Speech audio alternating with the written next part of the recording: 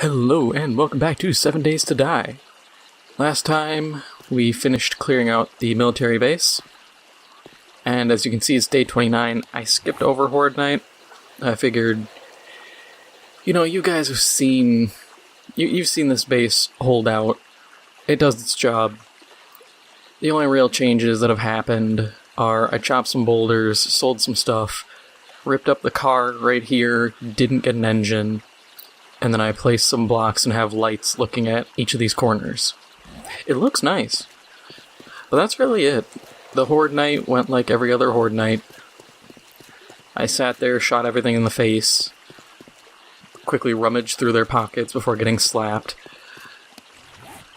Oh, this isn't the road I wanted to go on anyways. I was about to say, and my plan for this episode's already ruined. But nope. Because my plan is to follow this road that I'm crossing over to, and we're just gonna see what's there. That's really it. Just, is there stuff or not? I made a spike club. It's pretty neat. I figured I needed... My old club was about a third health, and it was in the 200s, and I thought, I'll just make a new one. I'm not strapped for iron, so I figured why not. But that's really all I got right now is still no engine. I even checked the vendor because I thought, oh, maybe he'll have one. This is probably a campsite. Oh, burnt out mansion. I'll run to have it on my map, but I can guarantee there's nothing of current value there. Just because those places just don't have anything, When I need an engine, my options are pretty limited. I could smack that pig, but I don't feel like carrying meat that's just going to draw more attention to me. Wanted to make sure I was properly revealing all this. I didn't want a little sliver of the road not showing up. My OCD would kick in.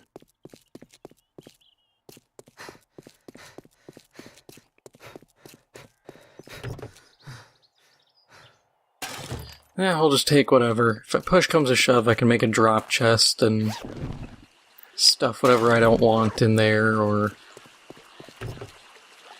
really, that's about it.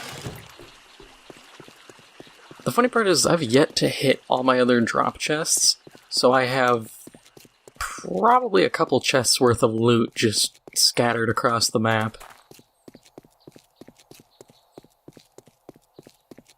My hope is that this doesn't run into a wasteland biome, because that's really gonna mess with me. Because I don't like going through wastelands without... Okay, it's a burnt biome. Annoying, but tolerable. But I don't like going through the wastelands without having a mini bike just because there's always dogs. Oh, speaking of which. So, you know how I pointed out that little, sliver? Yeah, this sliver.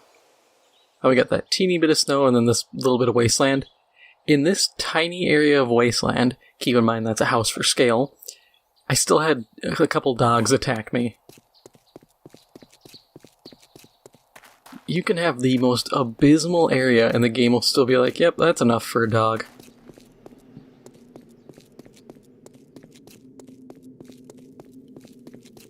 I do like looting burnt biomes because they have all the busted houses. So you can usually find some resources. I hear that burning zombie. Or it's just the natural sizzle of the land. Also, nice house in the middle of the street. I've contemplated trying to live in a burnt biome, but I don't find them enough early on, and there's nothing unique to them. Oh, you get burning zombies. Okay, they're not special, they just burn you if you get hit by them.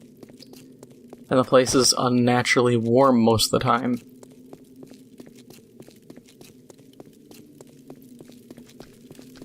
It's kind of a disappointing area to live in, considering that's really the only difference.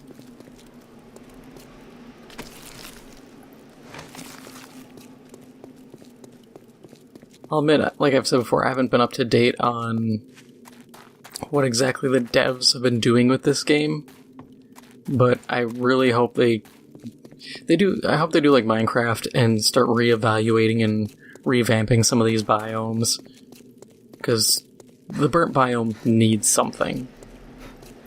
You know, every biome should have a reason to exist. The only reason this place exists is because you can get a bunch of coal.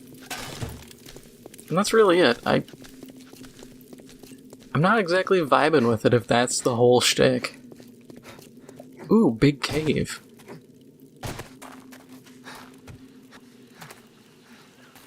Oh. Big water pool.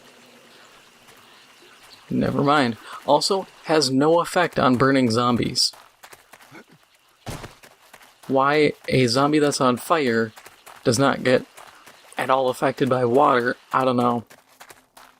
It would have been a nice little touch, but... Alright, how much do we want to bet? Burnt house. Oh, no, this is leading back... Cemetery, no? Oh, yep, cemetery and church.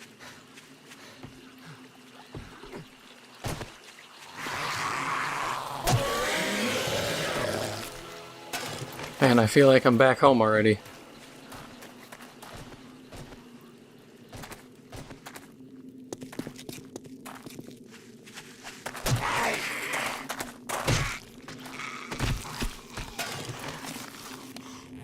Quick toss that. Maybe this car will have an engine? No. Figured I'd try.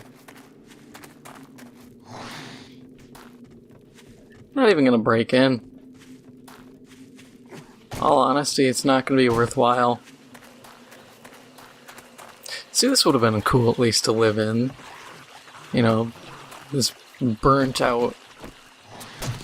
Oh, I mean, the church isn't burnt out. That would have been a neat effect, is having the building have its blocks replaced.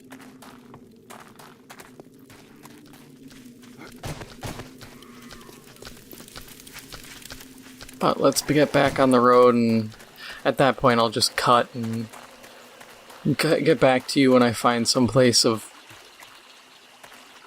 value.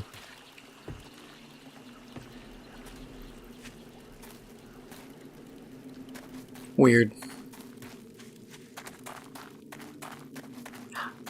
There are times where I feel like nothing in this game can faze me anymore, and then I see something strange like that, and it just completely throws me off. Wish caves had more value. Once again, like, Navsgain has a bunch of structures. There's a big, like, mine, almost like a mining museum. And it'd be so cool to see that just spawn in a desert. But we don't get that. So, I will be back once I find somewhere to loot. Okay, so we have one of the mansion slash fancy houses. And I mean, this is all I've discovered, but that means this is either an intersection with stuff, or this is a lone house, which is probably an intersection. Yep, that sure is an intersection. It's really just one house at an intersection. I'll take it, but I'm a little disappointed because I've found houses, or like, especially in these kind of biomes, I've found almost like a, not a block, but, you know, it's like almost feels like an actual neighborhood, because it would be like a house here, a couple houses there, a couple houses there, a house there. You know, I'm gonna just run a little bit, just so I can be 100% sure that I'm not screwing this up or that this is actually somehow a bigger town. Okay, so that is... Yep, so this is just another intersection area. And if it were going to show itself as more, it likely would have done that already.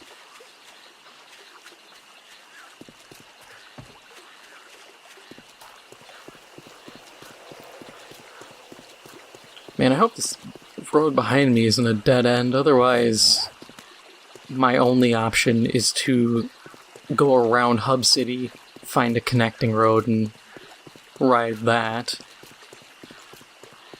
Which is... it's admittedly fine.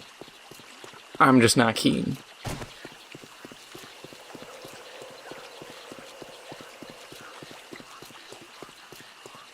Okay, so this keeps... Nope. It's dead. It's dead, Jim.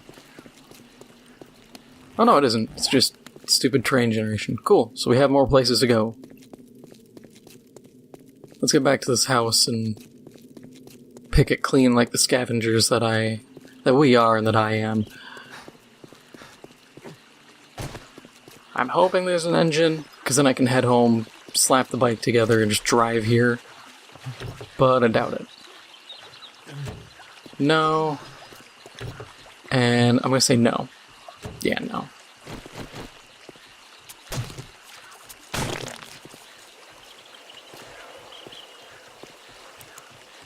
Alright, let's just bust the door down.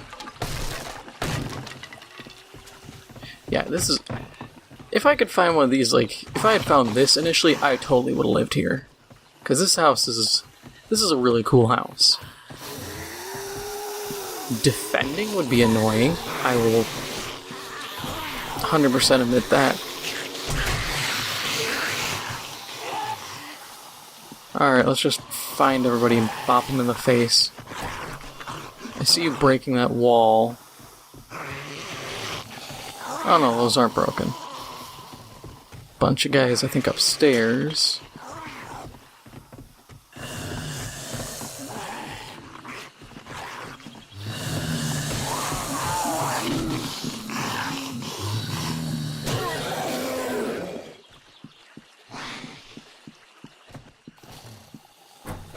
You know what this house reminds me of?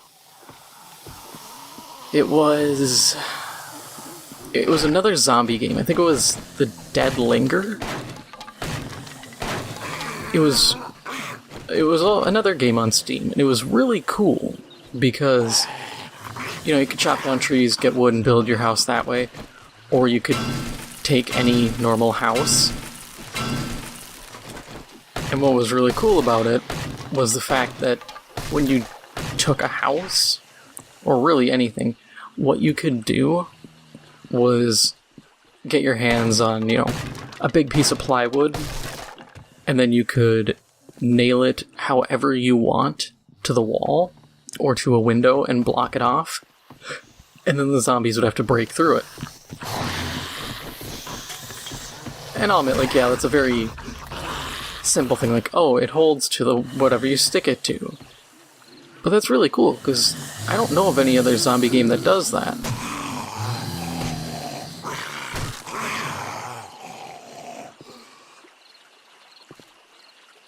I believe your pool is, or not even your pool, I think your tub is leaking.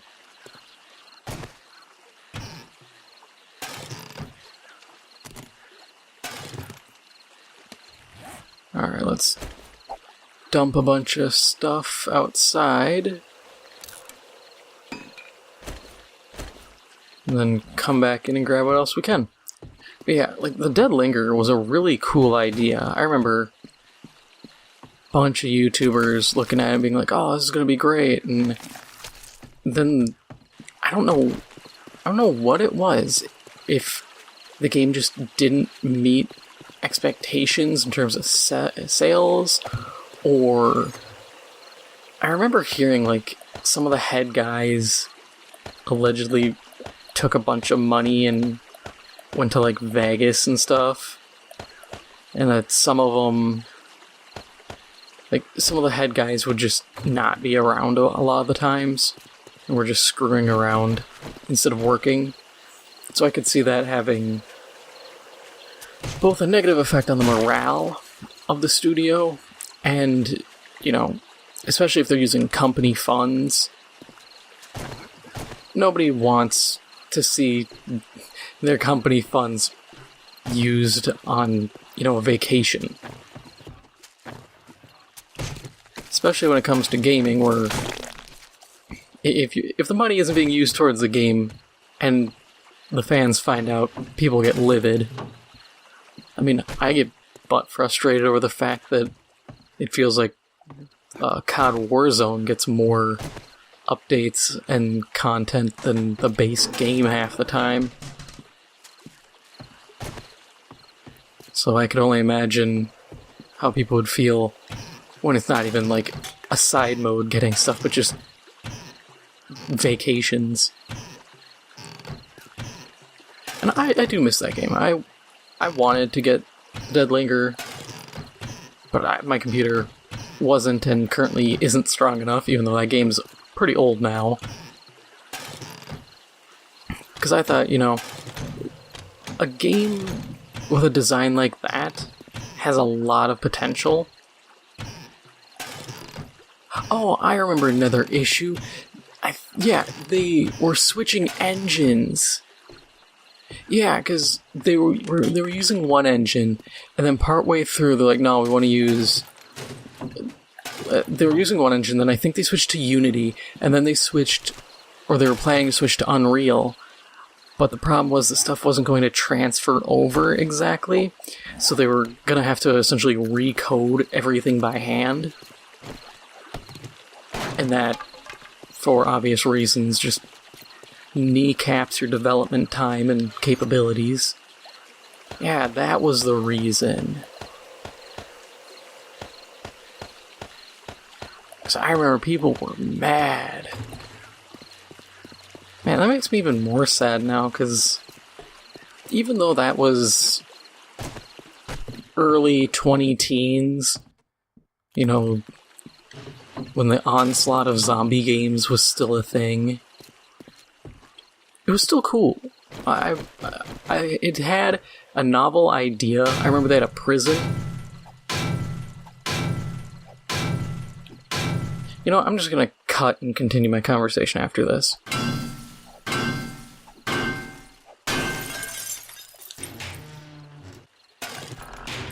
Nothing worthwhile. But as I was saying, like, the game had a very interesting way of base building, and I think that would have led to very interesting encounters. Granted, I don't know how it would work with even PvP, because I know they had a lot of zombies on screen for the time, and that was really cool. And I think it offered an interesting and relatively different, and even now it's still a pretty unique way to play a zombie survival game.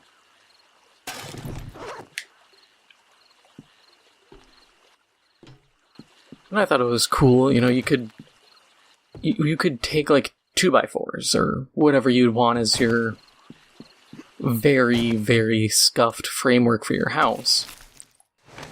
And you could actually hammer them into the ground. And then if you find a bunch of, you know, a bunch more of the plywood boards, you could line them up and nail them together and make your own really scuffed shack. And yeah, that's not, you know, the coolest thing to most people. Like, oh, why would I want to make some crap shack that looks like it's from a third world country?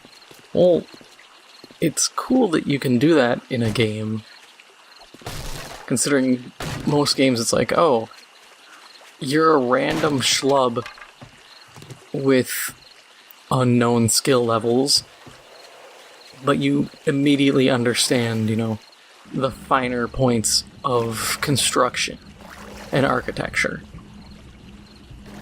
I mean, if they had stuck around with that game, they could have taken some of the skill-based stuff that, like, Project Zomboid has, and could have made a very interesting game with that in play.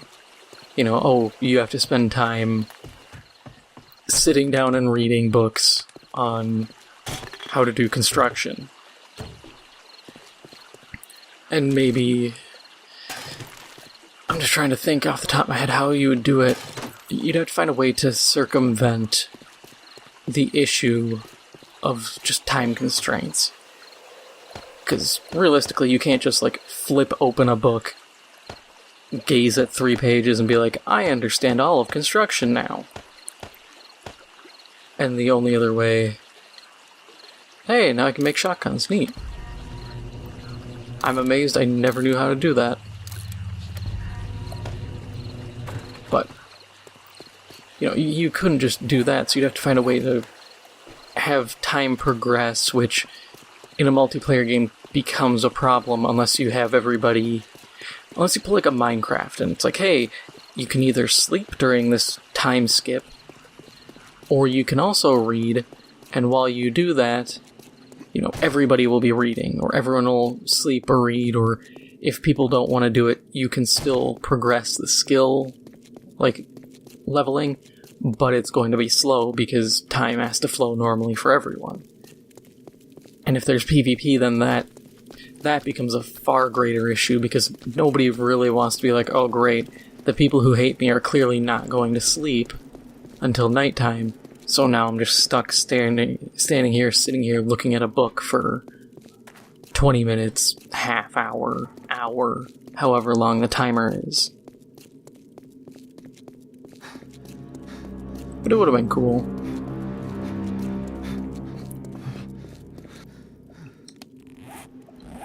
And I always liked games like Project Zomboid, even though the isometric stuff and the combat feels really jank. It's still a cool idea, and I really like the building aspects. Because I've seen people who are yeah, we're gonna live in this house for a little bit, and then they move out, build their own shack. Yes, people have figured out ways to cheat and have floating houses that are only accessible through a rope ladder, but people are always gonna find that kind of stuff. If there's a will, there's a way. But when people don't pull that kind of crap, you can come up with some interesting experiences. And I really think the Deadlinger would have offered a unique experience for players. And like I said before, the prison was cool. Granted, this must have been right around season 3 or 4 of The Walking Dead. Because I remember everybody was making a huge deal, oh my god, there's a prison! We can be Rick Grimes! And I'm just okay. But it was a far bigger prison than even this game has. It was a couple wings, very well designed. Fenced in area.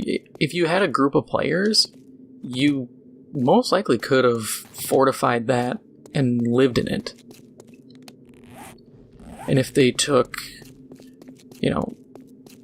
some of the ideas from this, where you have different crafting tables, and you could extrapolate even further and have even Rust / Conan Exiles tier, where you have a ton of crafting things, some bigger, smaller, and all these things. Hell, if you took that game and mixed it with Rust, I think it would have been really cool. Granted, Rust suffers from the game being played by what feels like a bunch of people who don't understand the game. Which I know sounds rich, Oh, this guy thinks he knows how to play the game. Well, you've got a note system, you've got mailboxes, and no one uses them. The developers added crap to kind of shift people away from you going bow to AK to bolt-action sniper to C4 a wall and steal your crap. Rust suffers from everybody being just the most absolute meatheads. Because, like I said, they'll get a bow, they'll get a gun, and then it's just, give me your house, give me your stuff. And then, at that point, it's well, what do we do now? We hold up more people to get their stuff. Until someone takes our stuff. And it's this vicious cycle with no there's no real progression. And that's something a game like Deadlinger could have really expanded on, and I think one thing would be NPCs. NPC raiders who can set up a camp somewhere, and then every so often a new camp can get set up if one gets destroyed, or, you know, there's a world limit. When you create a server or a world, you say, okay, you know, we can have 5 raider camps max. The raider camps could expand and get bigger, but there could only be 5, you could argue, unique factions of raiders at one time. Or you could ramp it up even further, or turn it to no one, so it's just people versus zombies versus people. Which it would be interesting. I really want to see the whole zombie survival genre return, even though I will admit it got horribly inundated back in the day. I was one of those guys who admittedly got annoyed because it was like, oh, another zombie game. But now that nobody does them, I really miss them. And the thing is, nobody was willing to try anything new. You know, open world, that's all they did. Or just different things like that. You know, we're all gonna do, ooh, battery. Not the engine, but I'll take it. You know, they'd have open world or not open world, but it would always be the same thing. There's some battle royale-ish game coming out. I remember it was at like Gamescom or something, 2019, and it was like cyborg zombies. And I was like, oh, this is really cool. This has potential. Then I found out it was battle royale, and I'm like, oh, this sucks. This game's going to be lost to the tides of history because everyone and their mother makes these. But for a brief moment, I was excited because nobody really did cyborg, you know, nanite-created zombies. And that alone can give you a lot of new things you can try. You know, with standard zombies, you're pretty limited. With cyborg zombies being like, oh, it's nanites. Nanomachines, son. You know, you can go a lot of different directions. Oh, maybe it can up-armor them. Maybe the nanites produce a weapon for them. They're kind of brainlessly firing, but they're like a tougher one. The nanites could go haywire and they could merge together into some weird amalgam zombie. You know, possibilities. Man, this thing hits good.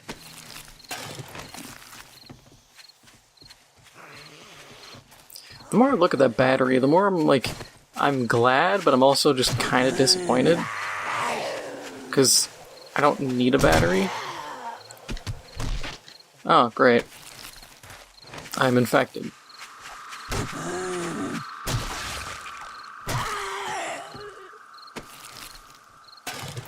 Of all the things I really didn't need right now, that would be it.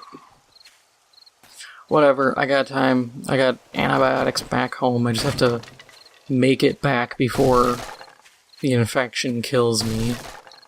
Which... 2.5 hours, I got time. I mean, man, that's more than enough time to make my way back home and get it treated.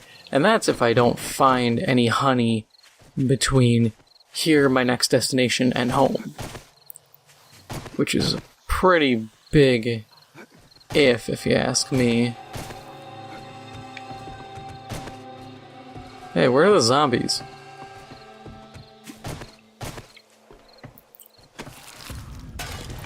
Take all that neat stuff. Don't need the cooking pot. I'll take the gas barrels, because that's free fuel. I gotta make sure to take those with me no matter where I go. Because I really don't want to leave them here. Or wherever I end up being. You know what, zombie? You can just have fun.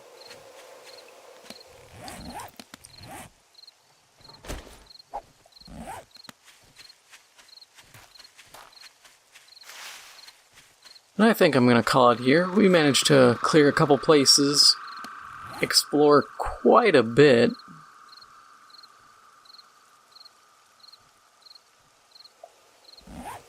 So, I guess that's it then. If you enjoyed this episode, please make sure to hit the like button. It helps out the channel a lot. If you are new, please make sure to hit the subscribe button. Thank you for watching, and I'll see you in the next one.